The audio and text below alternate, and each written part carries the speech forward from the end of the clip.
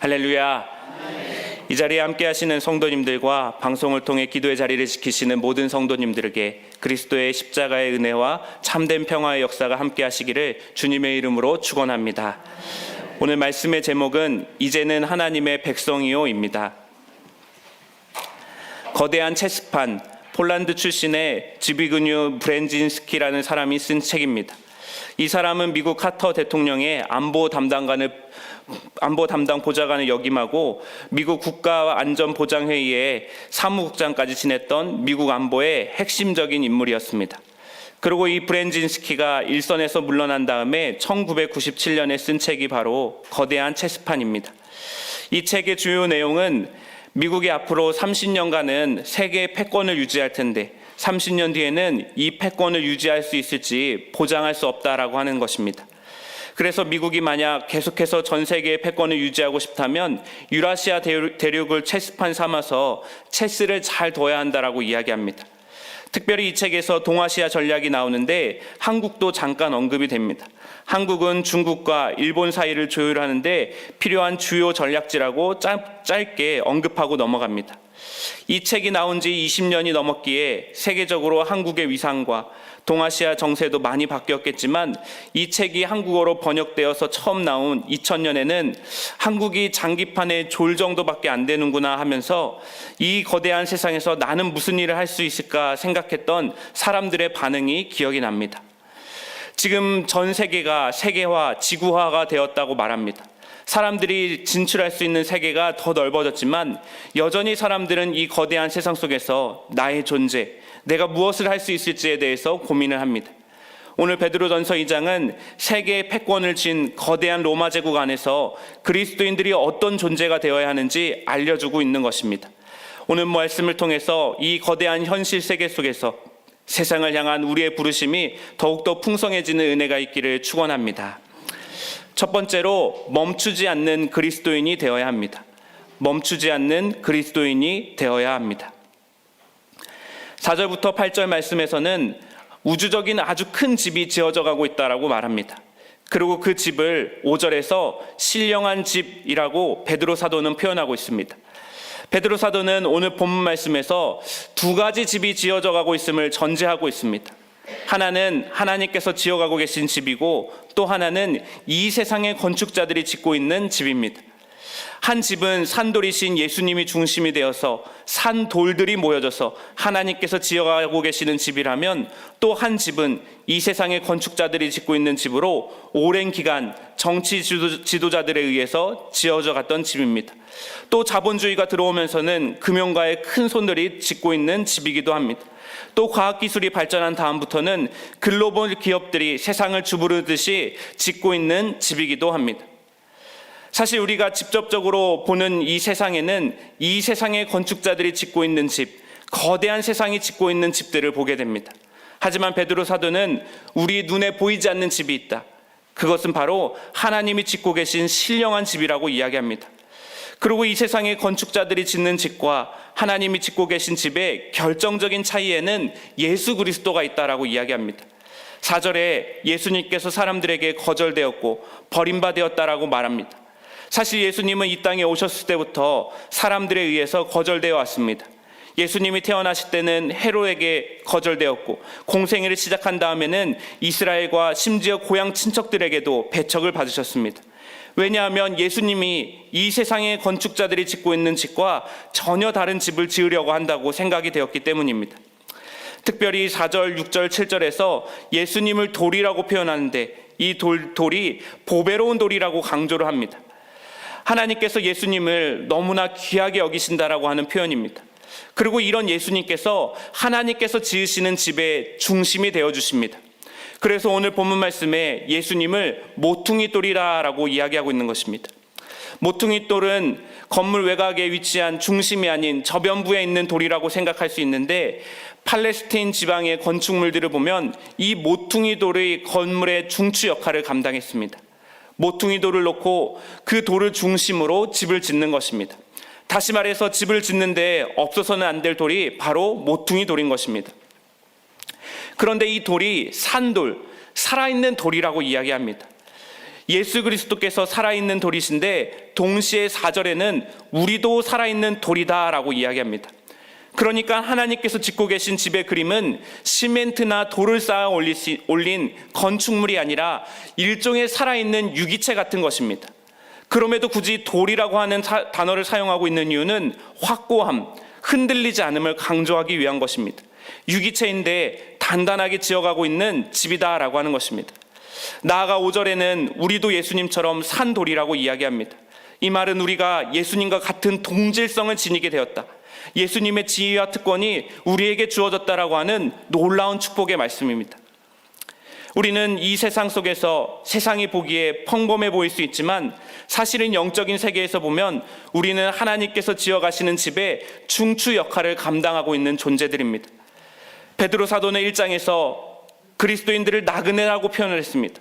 나그네는 잠시 머물렀다가 떠나는 임시 체류자 정도라고 생각할 수 있지만 베드로는 그렇지 않다라고 이야기합니다.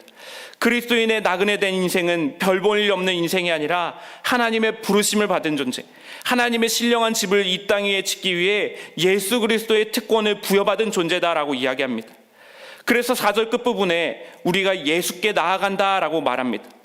여기서 나아간다라고 하는 동사의 표현이 지금도 계속해서 나아가고 있는 현재 진행형의 동사입니다. 다시 말해서 하나님께서 지으시고 계신 이 신령한 집은 지난 2000년 동안 지어진 것이 멈춰진 적이 한 번도 없습니다. 누구도 멈추지 못합니다. 산돌의 중심이신 예수 그리스도를 기초로 산돌들이 모여서 끊임없이 세워져가는 이 집은 지난 2000년 동안 멈춘 적도 없고 지금도 지어져 가고 있는 것입니다. 여러분, 코로나19로 인해서 세상에 많은 것들이 멈췄다고 합니다. 그런데 우리의 신앙생활은 결코 멈추지 않습니다. 코로나가 어떻게 우리를 멈추게 합니까? 지금도 각 속회와 선교회에서는 믿음의 공동체를 돌보기 위해서 수고하는 헌신의 손길들이 있습니다. 예전에는 한 번만 모이면 되었지만 지금은 코로나로 인해서 5명 이하로 모이기 위해서 2-3번씩 나눠서 모이면서 오늘도 그렇게 신령한 집을 지어가고 있는 것입니다. 나아가 반대로 코로나로 인해서 우리의 신앙이 멈춘 것은 있지 않은지 돌아봐야 되겠습니다. 멈추지 않아도 되는데 혹시 멈춘 것이 있는지 살피는 것입니다. 우리 주님께서는 결코 멈추지 않으십니다. 그래서 우리도 멈출 수 없는 것입니다. 우리는 오늘도 지어져 가야 하며 우리의 신앙은 하나님께서 맡기신 그 신령한 집을 짓기 위해서 끊임없이 보배로운 산돌이신 예수님께 나아가야 하는 줄 믿습니다. 두 번째로 예배하는 존재가 되어야 합니다. 예배하는 존재가 되어야 합니다. 5절은 우리가 예배하는 존재다라고 말해주고 있습니다. 무엇을 위해서 예배하냐면 신령한 집을 짓고 계신 하나님과 끊임없이 연결되기 위해서 예배하는 것입니다. 예배는 하나님으로부터 생명을 얻는 시간입니다.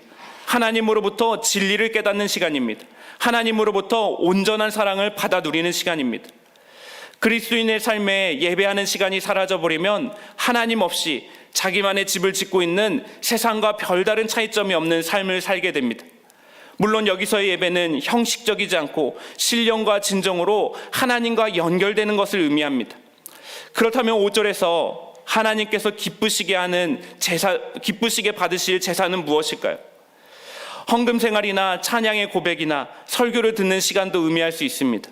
하지만 하나님께서 기쁘시게 받으실 제사의 진정한 의미는 하나님의 진리를 깨닫고 하나님의 사랑을 누려서 내가 변화되는 삶 그 자체를 의미하고 있는 것입니다. 하나님께서 기뻐 받으시는 제사는 수많은 예배를 드리지만 변화의 열매가 없고 세상에 집을 짓고 있는 건축자들에게 이리저리 휘둘리며 살아가는 삶을 말하는 것이 아닙니다. 예배하는 존재란 나의 삶의 변화가 하나하나 구체적으로 보여지는 사람을 의미합니다. 여기서 한 걸음 더 나아가서 나같이 부족한 사람의 변화를 통해서 내 주변의 사람들까지 그 변화의 영향력을 이어받는 것이 바로 예배하는 존재다라고 하는 것입니다. 이것이 신령한 제사입니다. 오랫동안 불면증에 시달리며 성격이 예민해진 한 집사님이 계셨습니다. 이분이 삶의 어려운 시간들을 통과하면서 예수님을 만나 온 가족을 교회로 인도하기로 결단을 하셨습니다. 그런데 온 가족이 교회로 가기로 한 주일 아침 빨리 교회로 가야 되는데 가족들이 협조를 안 해주는 것입니다. 남편은 일어날 생각을 안 하고 자녀들은 갑자기 친구와의 약속이 있다고 교회를 안 가려고 합니다. 집사님 마음에 우라통이 불어일기 시작했습니다. 그래도 예배는 드리고 와야 되니까 예배만 끝나고 집에 가서 두고 보자라는 마음으로 예배를 갔습니다. 이미 가족들은 집사님의 울그락불그락한 표정을 보고 눈치를 보고 긴장을 합니다. 결국 집사님 혼자 이날 예배를 드렸는데 예배를 통해 가족들에 대한 미움과 화가 해결이 되었습니다. 그래도 사랑해야지 하는 마음으로 예배 후에 집에 가서 가족들을 따뜻한 마음으로 섬겼습니다. 가족들은 아내와 엄마의 이런 모습을 보고 놀라기 시작합니다. 그렇게 예민한 분이 예배만 드리고 오면 다른 사람이 되는 것을 보면서 가족들의 마음에도 조금씩 변화가 시작된 것입니다. 그리고 가족들이 하나둘 교회로 나와 예배드리기 시작했습니다. 가족들은 집사님이 예배하는 모습을 보고 예배는 저렇게 드리는 것이고 저렇게 예배드리면 이렇게 변하는구나 깨닫게 되었습니다. 그래서 온 가족이 믿음의 가정이 되었다는 것을 듣게 되었습니다. 우리는 예배하는 존재입니다. 우리의 일상에서 드려지는 신령한 제사를 통해서 우리의 가정이 변화될 줄 믿습니다. 우리가 일하는 회사의 팀원들도 변화될 줄 믿습니다. 우리가 섬기는 성도들도 변화되는 것입니다. 오늘 저 여러분의 삶에 끊임없이 하나님과 연결되는 일상의 예배를 통해서 신령한 제사가 고백되어지는 귀한 은혜가 있기를 주님의 이름으로 축원합니다. 세 번째로 아름다운 덕을 선포해야 합니다. 아름다운 덕을 선포해야 합니다. 9절 말씀에 그러나라는 단어로 시작이 됩니다. 이 표현은 지금 세상에 거대한 두 집이 지어가고 있는데 그 중에서 우리는 하나님의 신령한 집, 거대한 집에 존재하는 매우 특별한 존재다라고 하는 것을 역설적으로 말하기 위한 접속사입니다. 사실 이 구절은 구약 성경에서 하나님의 백성을 아름답게 수식하는 여러 호칭들을 집약적으로 압축해 놓은 말씀입니다. 실제로 베드로 사도는 베드로전서에서 끊임없이 구약 성경을 인용하고 있습니다. 2장에만 해도 수많은 구절들이 구약 성경을 배경으로 하고 있습니다. 이를 통해서 베드로 사도는 우리가 여기까지 오게 된 것은 갑자기 예수님이 오셔서 어느 한순간에 이런 존재가 된 것이 아니라 구약시대 때부터 하나님께서 차근차근 준비시키신 존재가 바로 우리 그리스도인이다 라고 말하고 있는 것입니다.